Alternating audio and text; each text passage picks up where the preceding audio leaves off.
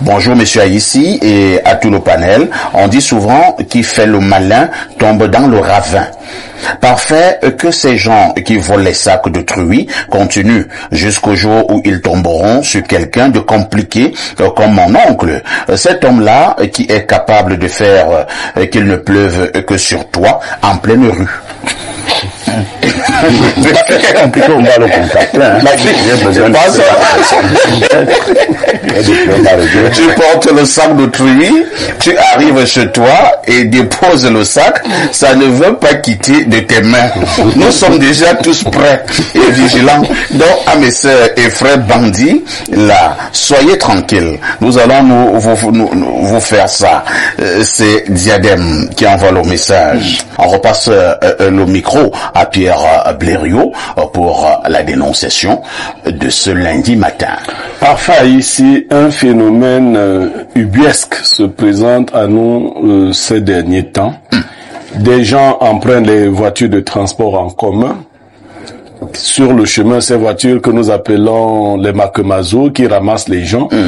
Et vous voyez des gens d'un certain âge et quelquefois de sexe féminin que vous ramassez, quelquefois dans des conditions pas très nettes, c'est-à-dire que vous êtes parti de l'agence et puis quelques kilomètres après vous rencontrez ces gens. Mais la partie qui nous intéresse, c'est le comportement de ces gens. Ils descendent toujours avant ceux qui sont entrés les premiers dans la voiture. Et quand ils descendent, ils disent, ils ont des bagages qu'ils ont mis à l'arrière et très souvent, ils descendent avec les bagages d'autres personnes. C'est-à-dire des vieillards, des femmes et autres. C'est une nouvelle forme de vol. Des gens, vous portez un vieillard qui vous dit qu'il va... Et qui vole le vieillard? Oui, bien sûr. Au moment où il descend, pour prendre son soi-disant sac, puisque vous autres, vous êtes empaquetés dans les voitures comme des sardines, vous ne voyez pas, vous ne pouvez pas descendre non plus, ça prend trop de temps de faire descendre tout le monde. Il choisit un certain sac et il l'emporte. C'est une pratique qui a de plus en plus cours dans nos villes et villages ces derniers temps. J'ai été saisi par plusieurs personnes et j'ai pensé qu'il était bon de dénoncer, ce qui devrait appeler les gens à plus de vigilance. Ne regardez pas l'âge des gens qui descendent. Que le chauffeur ne vous dise pas des choses du genre, vous ne pouvez pas descendre. Lorsque vous avez vos sacs, prenez le soin, chaque fois qu'une personne va descendre d'une voiture, de descendre voir le matériel qu'elle va emporter. Le problème est que Blériot, il prend vraiment, vous avez parlé des cars. Ouais. Les cars de transport, c'est que nous appelons vulgairement des IAS. Ouais. Vous voyez donc que vous êtes assis vers le fond. Ouais. Assis ou assise, si vous êtes une dame. Alors, quelqu'un qui est donc assis devant, à côté de la portière, est donc en train de descendre. Et nous savons très bien que dans ces cas, nous sommes souvent serrés.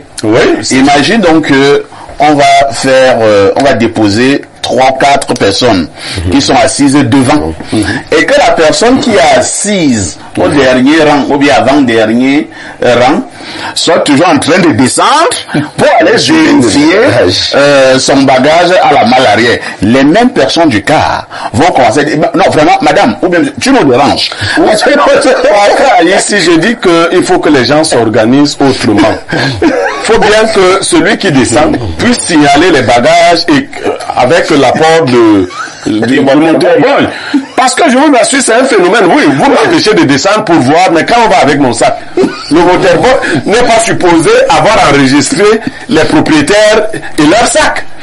Donc celui qui descend dit voici mon sac. C'est comme ça que ça se... Et on lui remet le sac. Merci. Alors il y a un mec descend, il montre le sac de Vina. Il dit voici mon sac, il part avec. Quand Vina descend, vous lui dites quoi? Blériot, vous voyez, depuis que vous avez raconté votre dénonciation, il ne fait que rire. On a été victime. Voilà. Il y a une vingtaine d'années, on était allé passer les congés au village. Oh Seigneur. Alors, la maman monte en ville, la première femme du papa, pour aller faire le marché de Noël. Donc, elle monte le 24 le matin. Oui. Et elle doit donc rentrer là le 24 vers 15, 16 heures. Donc, elle devait acheter le poulet, la viande de porc, le poisson, et tout. On était là, on attendait, et même un peu de jouets pour les plus petits de l'époque. C'était comme un petit deuil. Lorsque la maman descend, elle va encore regarder au niveau de la malle arrière. Il n'y a plus son sac. Les 2 sacs qu'elle avait ont disparu. Et c'était les sacs les plus juteux. Celle-là, il y avait du poisson. Il y avait la viande du porc. Comment nous passons la Noël? Je vous ai dit que c'est dans ces conditions. Guy Albert Bomba, c'est un phénomène de société et nous traitons de manière régulière ce genre de choses sur notre plateau. C'est très important. Certains peuvent prendre cela à la légère, mais je vous assure, c'est un sujet important et surtout, vous voyez l'angle que Rodrigue vient de prendre là, au niveau de sa dernière prise de parole. Vous pouvez prendre une nourriture, ne soyons pas élégants. Vous pouvez voler un sac de nourriture de cette manière, mais si la personne à qui appartenait au sac de nourriture en question est une personne entre guillemets compliquée, vous pouvez payer peut-être même toute votre progéniture. Parfait. Mon copanéliste tout à l'heure a parlé de moralité tout à l'heure, parce que aujourd'hui la moralité a foutu le camp. C'est clair. Parce qu'il faut le dire aujourd'hui, et parfois personne ne réagit à certaines responsabilités. Blaireau a parlé de cas de transport, je crois que c'est la dénonciation. Tout à fait. Vous savez, j'ai envie de poser la question de savoir que fait notre ministère des Transports. Je pense que quand on est responsable, dans chaque maison, il y a un responsable.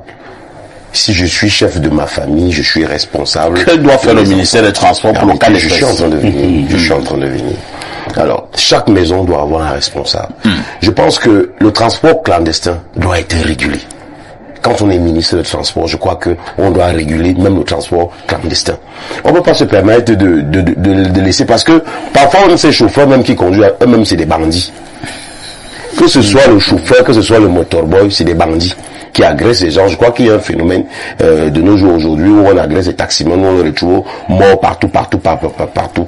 Mais comme Blaireau a parlé de ceux qui font la ligne, oui, je crois que ça dépend, ceci doit être un travail fait, régulé par le ministère des Transports. Parce que ce n'est pas tout le monde qui doit faire le transport. Tout à l'heure, Bernard a pas parlé de... Est-ce que quelqu'un qui est assis derrière va passer le temps à sortir? Les clients n'ont pas accepté ça. C'est compliqué. On va arriver demain. On va arriver demain matin. Je crois que c'est la responsabilité du ministère des Transports. Et aussi, je crois qu'on doit rééduquer notre société. Je pense que mon autre copanéliste a parlé de un problème religieux. Vous avez évoqué tout à l'heure le fait là que si quelqu'un est compliqué, tout le monde est compliqué aujourd'hui. Pourquoi? Parce que la vie est devenue compliquée. La vie même ne nous laisse pas le choix de devenir aussi compliqué. Parce qu'on ne peut pas voler ton sac de nourriture que tu vas aller nourrir tes enfants avec, tu laisses la personne. Ça c'est impossible. Tu me fais, je te fais. Je crois que c'est la loi du talion qui est en train de revenir, la loi de Moïse, que œil pour œil, dent pour dent. Comme tu m'as volé, je dois aussi te voler. On peut même te voler une valise où il y avait des habits, il y avait des documents importants dedans. Peut-être les actes de naissance, peut-être des diplômes, peut-être des passeports, peut-être... En fait, comment quelqu'un peut choisir comment quelqu'un peut choisir un sac? Il dit qu'il confond, il choisit un sac, lui qui le plaît, et il sait qu'il y a des choses importantes. Mais c'est des sorciers. C'est la sorcellerie. Parce que, comme on est africain, nous, on sait, tu veux, quand quelque chose ne dépasse dans notre entendement, on va dire la sorcellerie. C'est des sorciers. Et alors, le ministère des Transports doit pouvoir réguler ces transports, ces transporteurs clandestins dans notre genre. Très bien. Merci Guy Albert Bomba. Pierre Bleriot-Niamey, vous disiez tout à l'heure que vous aviez une solution, parce que nous sommes à la recherche des solutions.